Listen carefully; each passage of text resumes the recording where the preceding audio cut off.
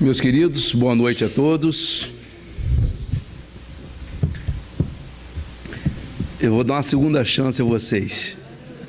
Vocês responderam por desencarnados, e eu vou fazer a mesma saudação, dando a vocês a oportunidade de agora responderem para os vivos. Sem essa de que as cadeiras estão cheias deles, vamos aqui nós com nós mesmos. Queridos amigos, boa noite a todos.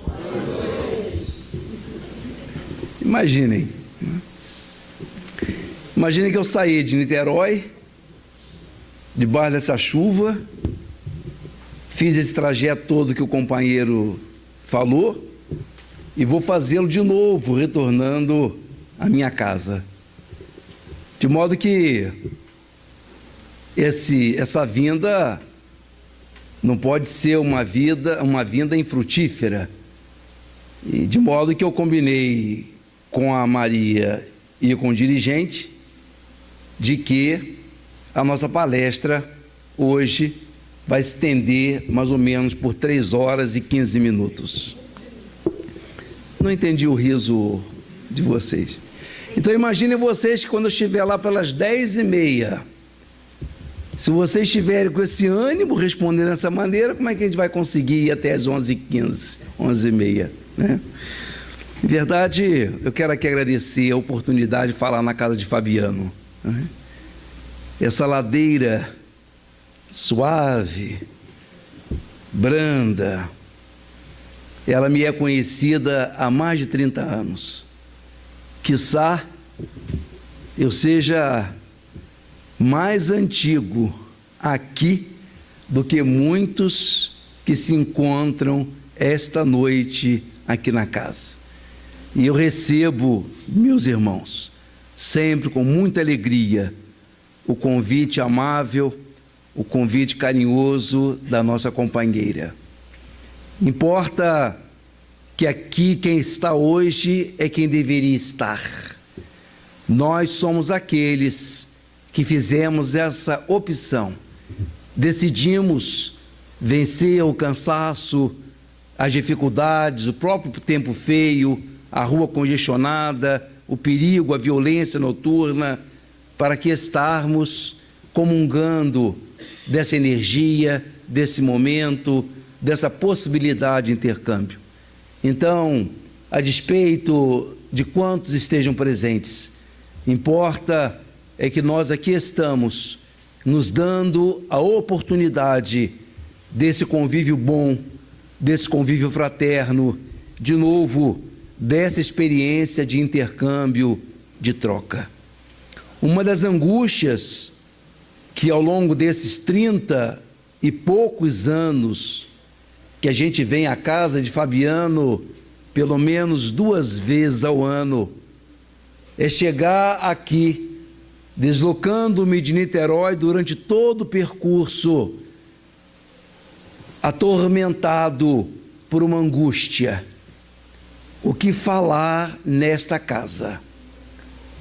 O que decidir dirigir a vocês nessa noite em termos de motivação doutrinária, considerando essas mais de 3 décadas que a gente tem aqui falado e que, portanto, o repertório vai se reduzindo, vai diminuindo, dificultando a nossa escolha, as nossas possibilidades.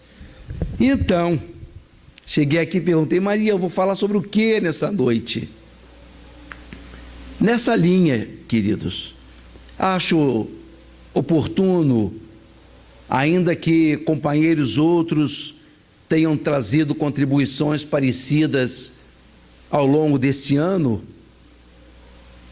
me apegando à referência do companheiro de que aqui eu compareço há 150 anos, em verdade são 150 anos, sim, não de eu aqui presente, pelo menos nesse corpo, mas estamos ao longo do ano de 2018, comemorando uma data significativa para nós espíritas, que é em que comemoramos os 150 150 anos de publicação do quinto livro que compõe o chamado Pentateuco kardeciano, a Gênese.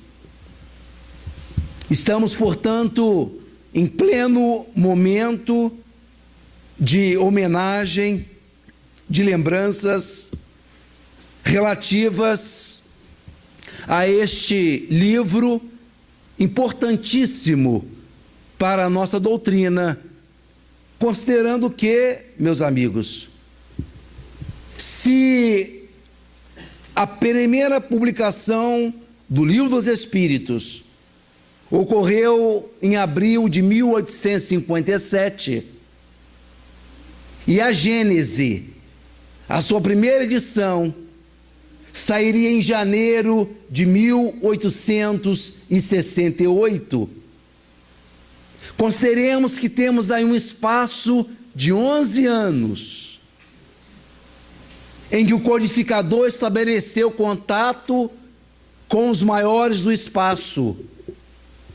E a doutrina, nesses 11 anos, e mais de uma década, foi ela se formatando, foi ela sendo acrescida de novos livros, de novas ideias, de novos conceitos.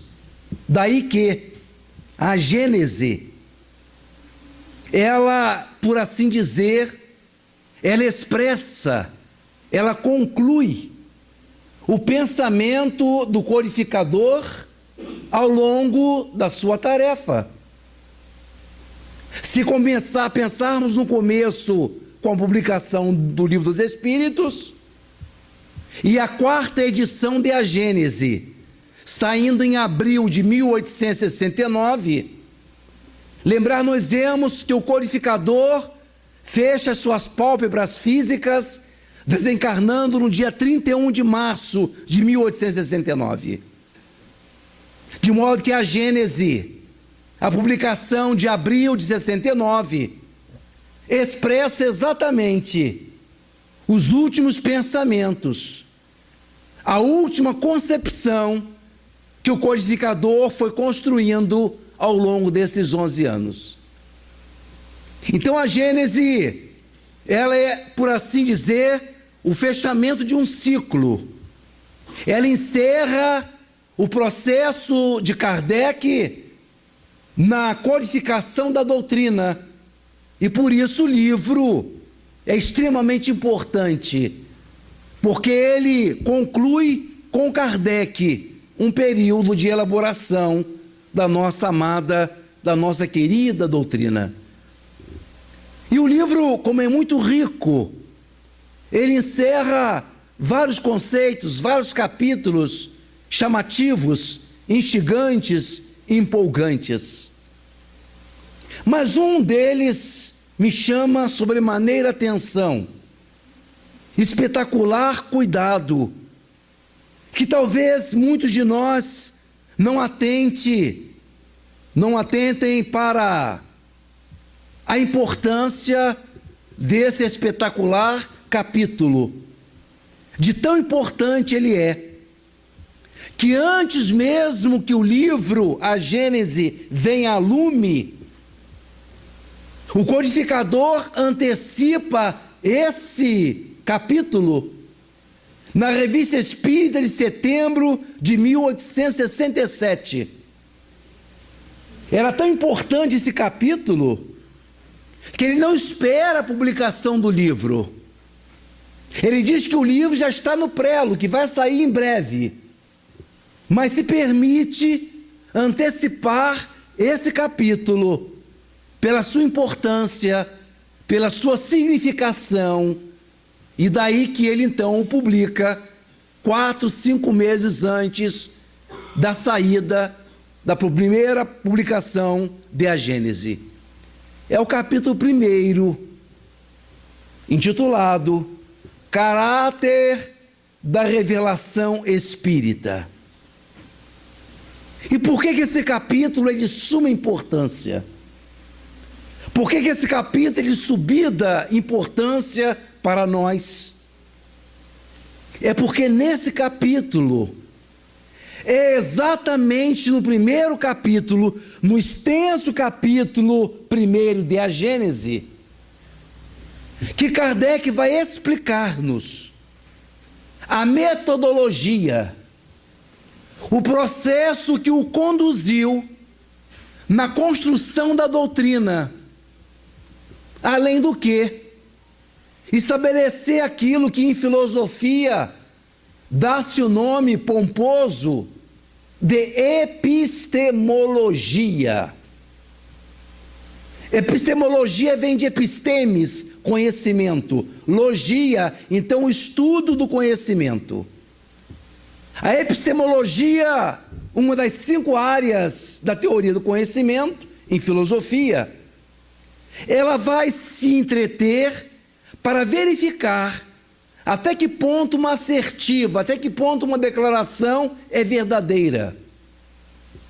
As pessoas podem falar o que quiserem, elas podem afirmar o que bem desejarem, mas como aferir se aquilo que falam, se aquilo que declaram é verdade ou não? Como que esses conceitos se aproximam mais ou menos da verdade? A isso dá-se o nome de epistemologia. E é exatamente no capítulo 1 de A Gênese que Allan Kardec vai nos expor a epistemologia espírita.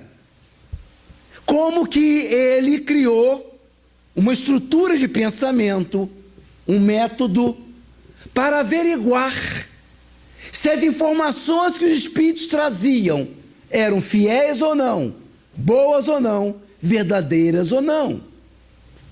Considerando o fato de que, e isso nós talvez ainda não tenhamos entendido bem, considerando o fato de que o mundo espiritual é composto de espíritos das mais diversas categorias, dos mais diversos níveis. Isso quer dizer que não é só porque quem nos falou tratava-se de um desencarnado, que o que ele falou é verdadeiro. De maneira geral, nós tomamos essa postura. Ainda que pesquisadores de renome, ainda que pessoas balizadas coloquem coisas diferentes, basta que o espírito, pelo fato dele estar desencarnado, se manifeste em contrário, para nós aderirmos ao espírito em detrimento das pesquisas humanas, o que é um erro. Do ponto de vista do codificador, o mundo espiritual, ele é composto de espíritos os mais diversos, que têm níveis diferentes de informação, e uma vez que podem se comunicar conosco, eles podem nos instruir coisas boas ou ruins, coisas verdadeiras e coisas falsas. De modo como aferir, vai ele dizer, como estabelecer um critério para dizer se aquilo que eles dizem é correto ou não, se é verdadeiro ou não. É no primeiro capítulo de A Gênese que Allan Kardec vai nos apresentar de maneira extraordinária o duplo caráter da doutrina espírita. Um caráter da revelação e um caráter da pesquisa humana. E aí o espiritismo se distingue de todas as outras religiões, porque ele possui esse duplo caráter. Ele é parte revelação espiritual, e a outra parte é uma construção do conhecimento humano. O espiritismo não é só aquilo que os espíritos disseram, é o trabalho de elaboração racional, lógico, científico, observacional, que a contraparte humana, no caso Kardec e outros, fazem dessas verdades espirituais.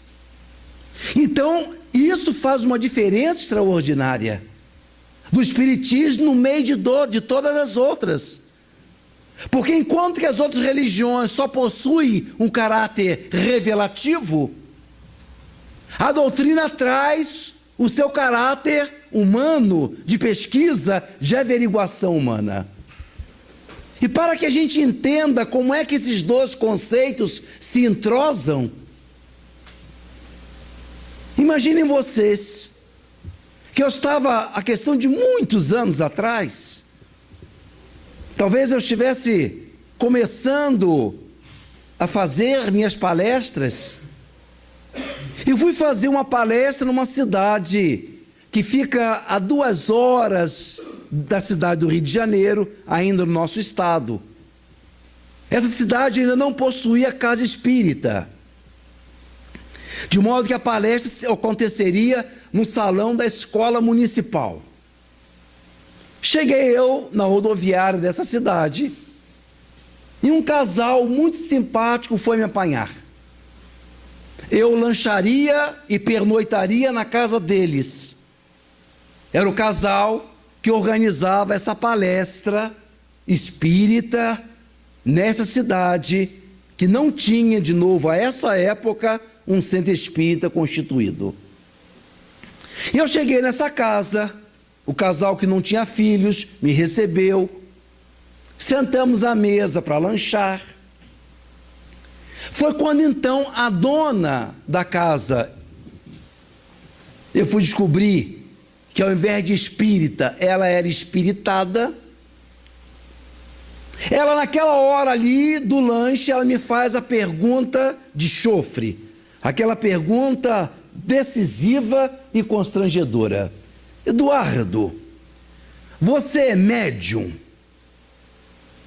Eu sei, meus queridos, aprendi isso e já sabia isso daquela época, que a gente pode até falar direitinho, mas se você não é médium,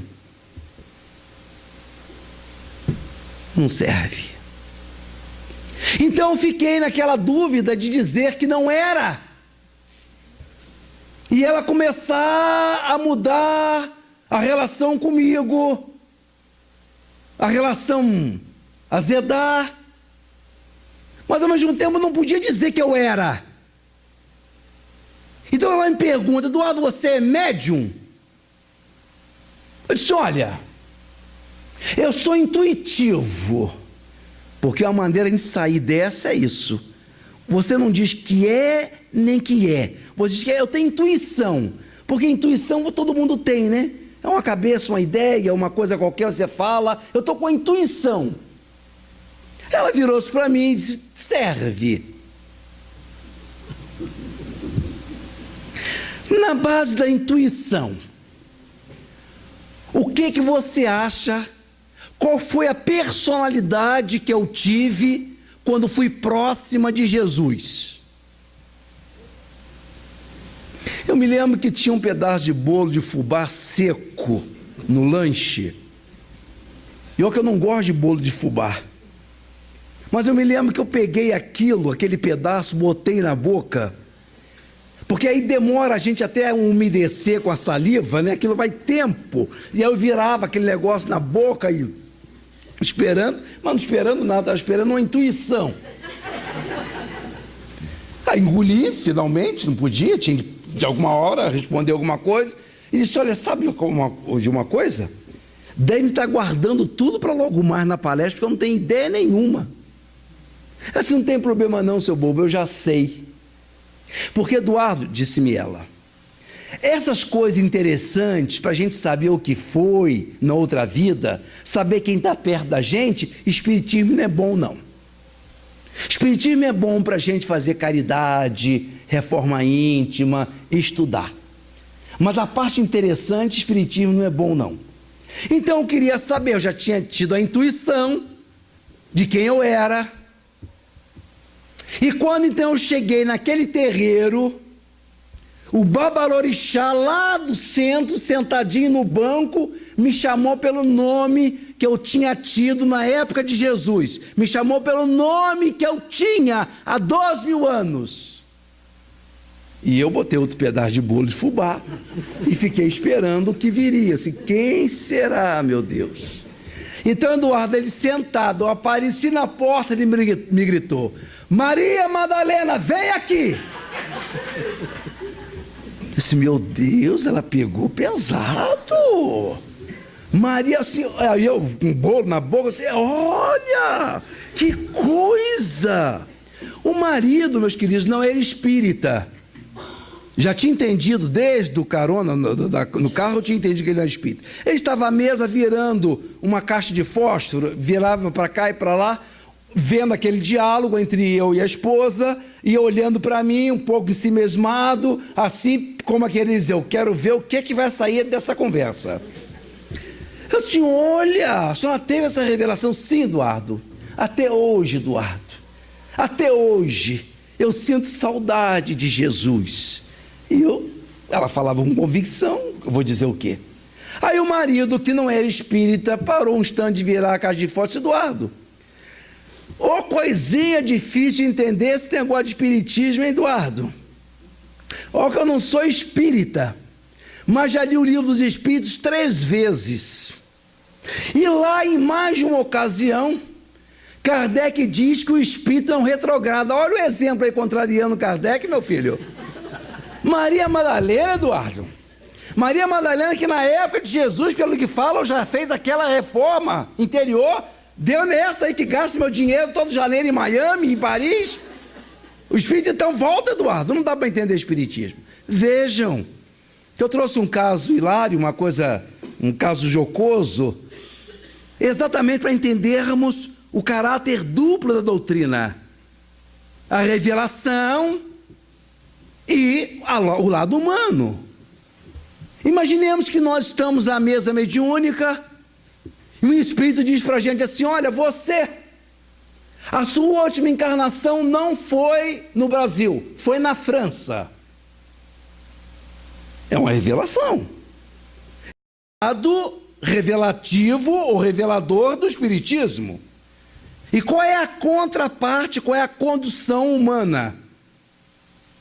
É nós, a partir dessa revelação que o Espírito nos trouxe, nós começarmos a sondar, a avaliar. Eu gosto de francês. Porque tem de haver uma ligação entre a personalidade que eu tive no passado e agora. Se eu não gosto de francês, eu odeio francês. Ah, não gosto daquela língua que fica falando de biquinho, olha só. Aí eu vou olhar para mim, eu não gosto de pão francês, não gosto de croissant, não gosto de brioche. Eu estou brincando, irmãos, mas o que eu estou dizendo é que o outro lado, a verificação humana que o Espiritismo propõe, é exatamente esse.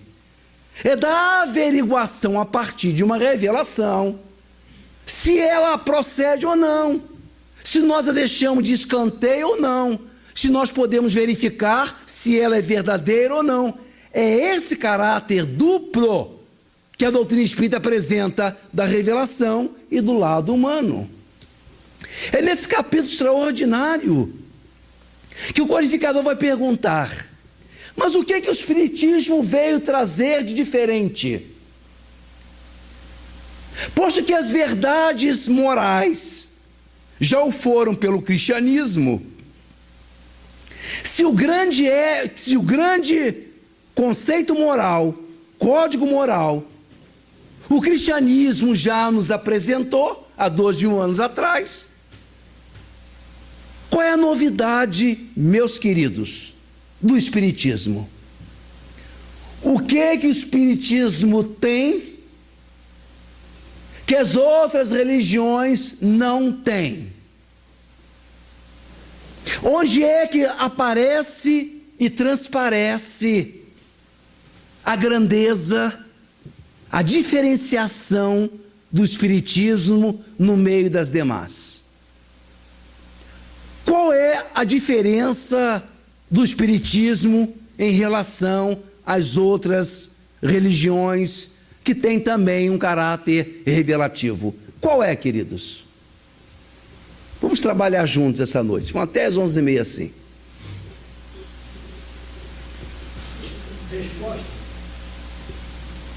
Resposta, de alguma forma, todas dão.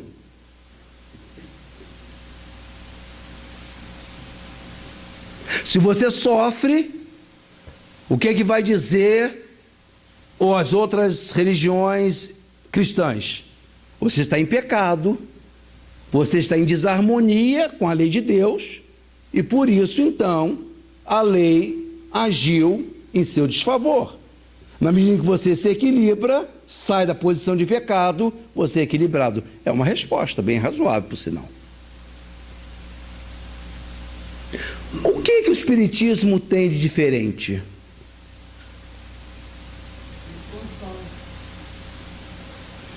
Vários encontram consolação orando de terço na mão ou ajoelhado com a mão na Bíblia para ficarmos só nas igrejas cristãs. A fé raciocinada. Vejam,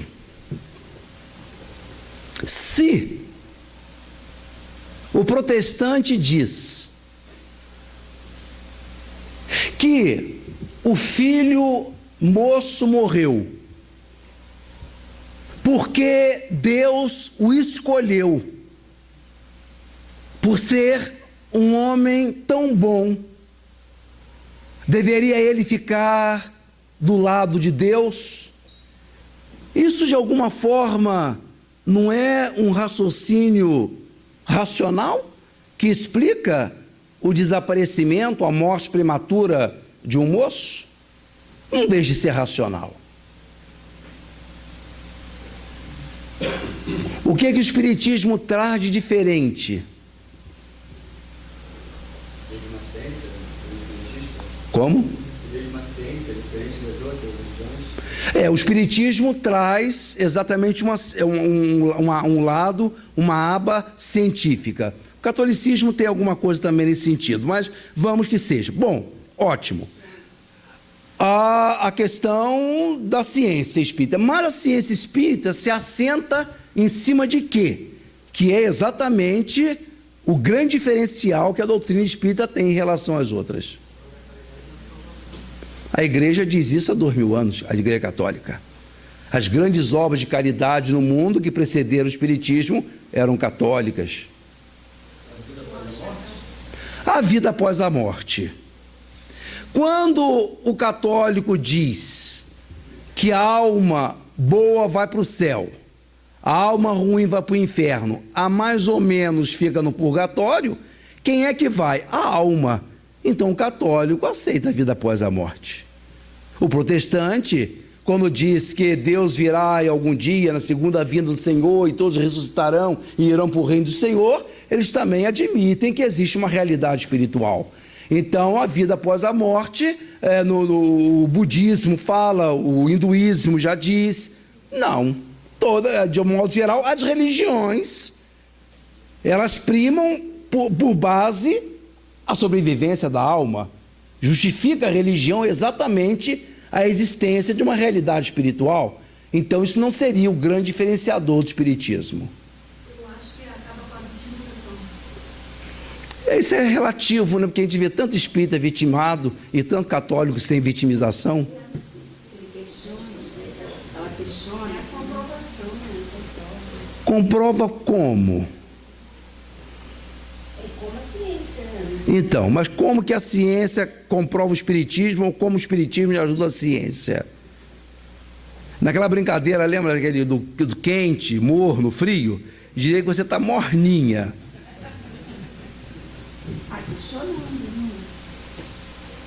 O questionamento, sim. Mas tem muitas questões que a gente fica sem saber também, né? E é uma boa ideia, a fé raciocinada de alguma maneira também. Mas o que é o ponto fundamental do espiritismo? Quando no século XV, início do século XVI, Martinho Lutero rompe com a Igreja Católica em função das indulgências, em que se constituíam as indulgências? eram as pessoas que percebiam, que sabiam que os seus amados, que os seus queridos não tinham tido uma vida lá, grandes coisas, não querendo que eles viessem a sofrer no mundo espiritual, iam ao sacerdote e faziam doações, e quanto maior os pecados, quanto mais a vida desregrada, maior a quantia. De modo que então, uma vez feito o depósito, a doação, havia assegurado de que essa alma, a partir então dessa doação, ficaria numa condição melhor no mundo espiritual. Entre outras revoltas, contra essas e outras mais de novo, que Martim Lutero se revolta. Então, existe a alma após a morte, já que é exatamente a nossa doação que vai conduzi-la, segundo eles, para o melhor ou para o pior. O que o Espiritismo acrescenta de novo nessa coisa? Por que é, meus queridos, que nós fazemos o bem?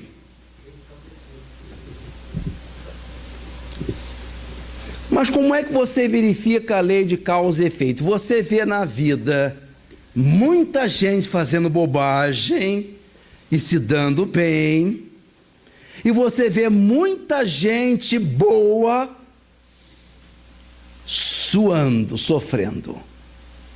Aí diz, não, mas na outra vida, mas aí você já tem de acreditar na outra vida, na outra encarnação, claro, óbvio, é assim mesmo. Mas o que o Espiritismo inova? O que ele traz? Por que, eu pergunto, por que a gente tem de fazer o bem, queridos? Onde é que está escrito? Porque se a rigor, nós vemos que existem pessoas maldosas, que parece que a lei nunca as pega, nunca as surpreende, estão se dando bem. Será que Deus é ético? Será que Deus é bom? Será que é o certo fazer o bem, ou será que não é o certo não é fazer errado? É uma boa ideia essa, não? Porque seria até mais fácil, né? A gente faz um esforço desgraçado para fazer o contrário das nossas tendências, quando o sujeito vem aqui, numa noite fria, dizer, não se preocupe, onde é que está escrito que tem de fazer o bem? Pode viver como bem quiser. Você não sabe como é que Deus julga. O que o Espiritismo acrescenta, soma nisso tudo, dizendo que o bem é lei da vida. Eu vou deixar vocês ir para casa assim. Semana que vem menos gente ainda. Porque aquele garoto falou certo, por que eu tenho que fazer o bem, gente? É porque a lei está na consciência. Mas a consciência, primeiro que nós não temos acesso a ela, né? Está na nossa consciência, mas a rigor está de todas as criaturas, não necessariamente espíritas, né? Todos os seres têm a lei de Deus na consciência, e a gente dizer que, por exemplo, um Schweitzer, pastor protestante, um Martin Luther King, em termos um São Francisco de Assis, eles, a rigor, em termos de lei, eles foram muito mais espiritualizados do que nós que temos o conhecimento espírita e que está na nossa consciência, como está na consciência deles também. Eu vou beber água.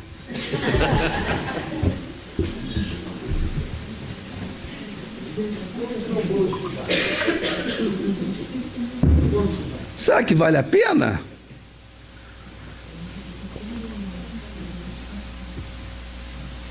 Eu vou responder, para vocês não irem angustiados para casa, infernizados. Eu vou responder com o soneto Morte de Antero do Quental, através do grande médium psicógrafo Fernando Lacerda. Antero do Quental, poeta, escritor, fazia parte da nata cultural de Lisboa, mas tinha um psiquismo conturbado e ao adquirir uma tísica, uma tuberculose, se sente inferiorizado e não suportando aquela condição que, segundo ele, seria inferior aos seus colegas da elite portuguesa, ele decide suicidar. E através de Fernando de Lacerda, diz ele assim: tu não és ser único absoluto, ó morte, que eu amei em outra era. Quando a meus olhos foste a primavera que encantava o meu ser irresoluto. Eu amava o teu negro olhar de luto, a tua estranha forma de quimera. Deus da liberdade então te crera, e sorrindo busquei-te resoluto. Mas como me enganei. Tu não me deste descanso que tanto apetecia. De sofrer, nova forma ofereceste-me. Atiraste-me a nova hegemonia, de onde em lugar de luz que me acendeste, só noite encontrei que não tem dia. A resposta está no soneto.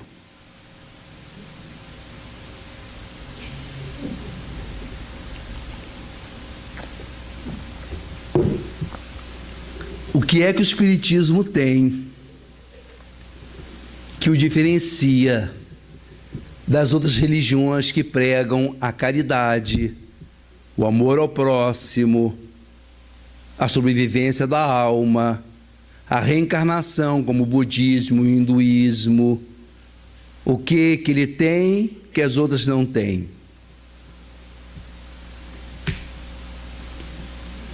Mais um soneto.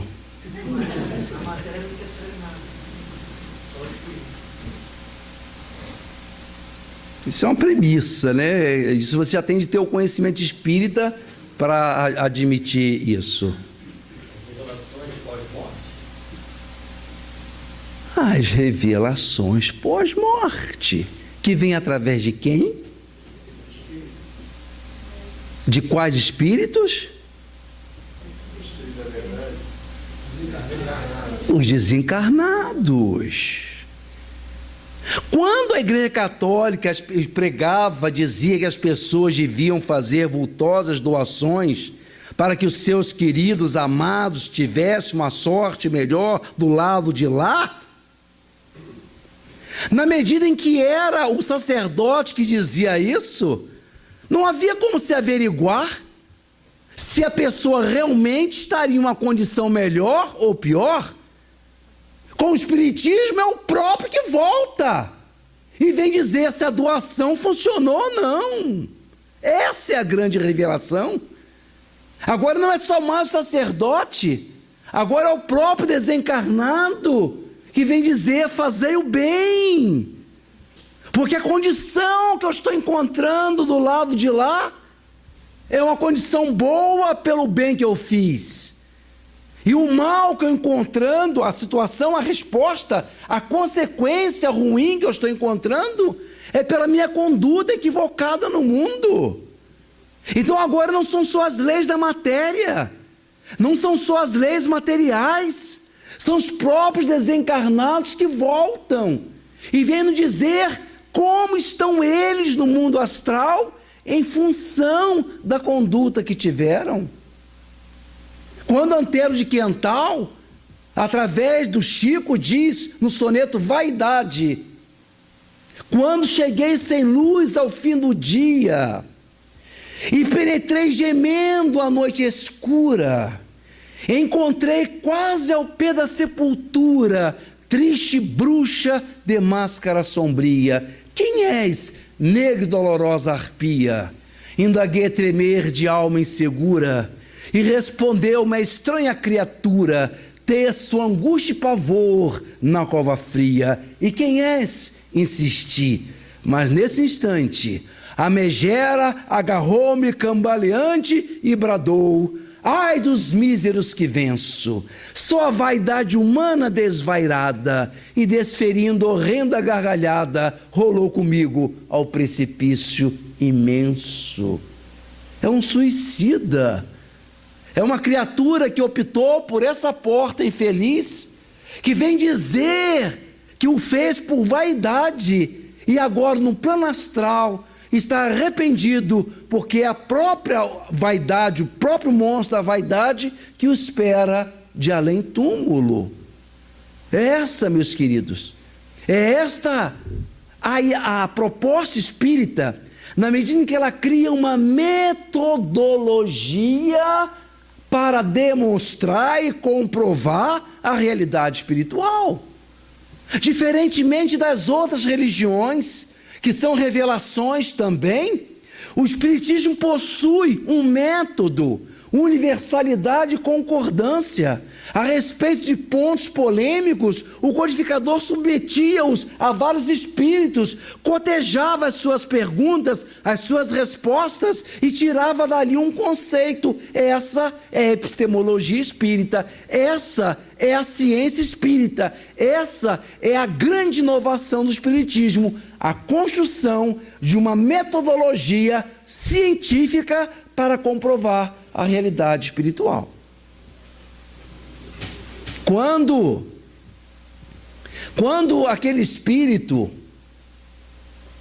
estava prestes a programar a sua próxima encarnação, ele que tinha tido compromissos seríssimos na Roma antiga, no declínio, na queda de Roma, estamos aí início do século V, 1500 anos depois, final do século XIX, início do século XX, essa alma está recebendo os planos da sua próxima encarnação.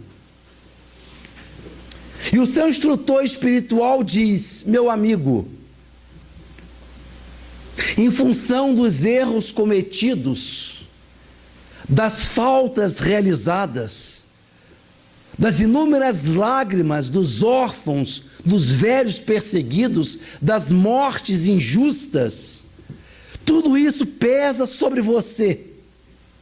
E por isso mesmo, depois de todo esse tempo, Jesus te chama a você engolir esses frutos podres que um dia você espalhou pelos caminhos do mundo. De modo que a sua próxima encarnação, meu amigo, não será fácil. Nascerás num lar humilde, mais do que humilde, miserável. Passarás fome e precisarás da ajuda de vizinhos bondosos para amenizar a sua fome. Sofrerás a morte do pai e da mãe, então serás órfão desde cedo de pai e mãe. E as tentativas que você fizer de união conjugal de alguém para si, verás que elas não frutificarão, porque as duas experiências previstas, essas duas criaturas retornarão cedo para o mundo astral, deixando-o viúvo por 2 vezes. E em face dos compromissos kármicos que pesam sobre você, meu amigo, isso ainda não é tudo. Quando você estiver no auge da juventude, quando todas as forças físicas se reúnem para dar à criatura tudo que há de bom no mundo material, entre os 25 e os 30 anos, serás visitado pelo mal de Hansen, e a lepra será a sua então companheira até o fim dos teus dias, porque morrerás da doença infecta. A humanidade progrediu muito, mas ainda é muito preconceituosa e discriminatória diante das doenças de pele. O espírito, que ao longo de 1500 anos havia amadurecido, compreende que aquela sentença é justa, Compreende que aquele plano é condizente com as suas necessidades espirituais. E em dado momento pergunta: quais as possibilidades de eu sair dessa encarnação tão triste, tão provacional, com êxito, com possibilidade de ganho?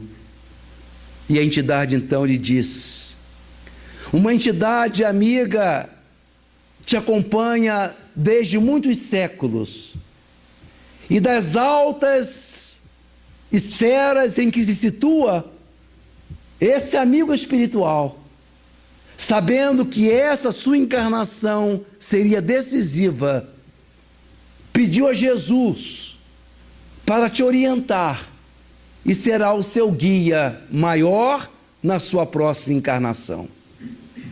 Além disso, reencarnarás na pátria do Cruzeiro e no Brasil conhecerás o Espiritismo. O Espiritismo, irmão, será o seu grande galardão, a sua grande aposta de sair vencedor dessa vida tão acerba, tão atroz. E é assim, meus amigos, que nasce em 1902 Jesus Gonçalves, na cidade de Borebi, no interior de São Paulo.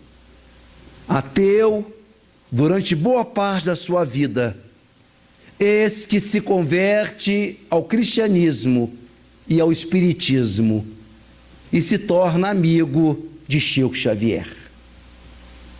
As cartas vão de Borebi para Pedro Leopoldo e de Pedro Leopoldo para Borebi. Os dois se falam sem nunca tivessem se encontrado. No caso de Jesus Gonçalves, aos 28 anos, foi diagnosticado o mal de Hansen. E a bactéria, ela tem um tropismo por algumas áreas do corpo. E no caso de Jesus, ela se alojou mais no nariz e na coxa esquerda. De modo que essas áreas eram as áreas em que a bactéria mais invadia, consumindo, corroendo tecido, músculo, cartilagens, de modo que ia deformando Jesus ao longo da sua vida. O nariz ia desaparecendo, desencarnou já quase sem o nariz integralmente. Mas aquela alma já estava tão amadurecida, que vez por outra brincava com o Chico, tirava retratos, mandava para o Chico, e como que a doença havia consumido mais o nariz, e ele estava um pouco diferente, dizia: Chico, não estranhe, meu amigo, sou eu mesmo, o Jesus, tanto antes quanto agora, fazendo pilhéria, queridos, de uma doença tão medonha, tão triste como é a hanseníase. Os dois combinaram de que quem morresse antes iria avisar o outro. Era um trato, numa época em que não existia ainda o WhatsApp, era a ideia de que os dois médiuns se falariam pelo fenômeno mediúnico, avisando que havia falecido, que havia morrido. E é assim então, que naquele dia, o Chico está no meio de dois outros companheiros. Quando percebe a entrada de uma entidade extremamente luminosa, ela vaza pela parede e entra no ambiente, iluminando, acendendo todo o ambiente. O Chico vira-se para os companheiros e diz: meus amigos, estamos recebendo aqui a presença de uma entidade de alta envergadura espiritual. É um espírito de grande grandeza, de grande elevação, porque ele está nimbado, ele parece uma estátua de alabastro, uma estátua de luz, porque ele iluminou todo o ambiente. Não sei de quem se trata. É quando telepaticamente O Chico pergunta à entidade: meu bom amigo, quem és? Qual o teu nome? Poderias te identificares entre nós? E a entidade quebra o protocolo, mostrando uma proximidade, uma intimidade com o Chico. Diz: ô Chico, então não me conhece, Chico? Eu sou Jesus Gonçalves, eu morri. E vem te avisar que eu morri. Nessa hora os olhos do Chico tombam em lágrimas grossas.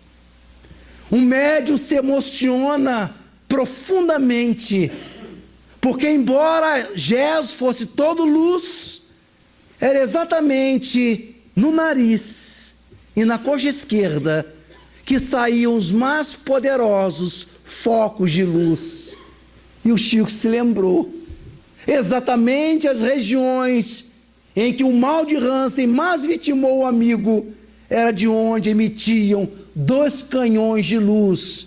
O Chico se emociona, começa a chorar, e o Espírito diz: ô Chico, não se emociona, meu amigo, não se emociona, porque eu também tenho de manter o equilíbrio. Não chore, Chico, por favor, escreve por mim. Eu quero mandar uma mensagem para os meus amigos. Escreve, Chico, escreve para eles. Eu quero dizer assim: irmãos, cheguei contente ao novo dia, e ainda em pleno assombro do estrangeiro, jubiloso saltei do meu veleiro, no pôr da verdade e da harmonia.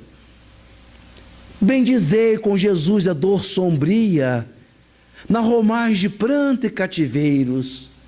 Nele achareis o doce companheiro para as rudes tormentas da agonia. Não desdenheis a chaga que depura nossas horas de amarga desventura, são dádivas da lei que nos governa. As escuras feridas torturantes são adornos nas vestes deslumbrantes que envergamos ao sol da vida eterna. São eles os que foram dizer das grandes surpresas de alegria pelo bem que fizeram, ou falam de suas destrezas pelo mal que realizaram. Muita paz.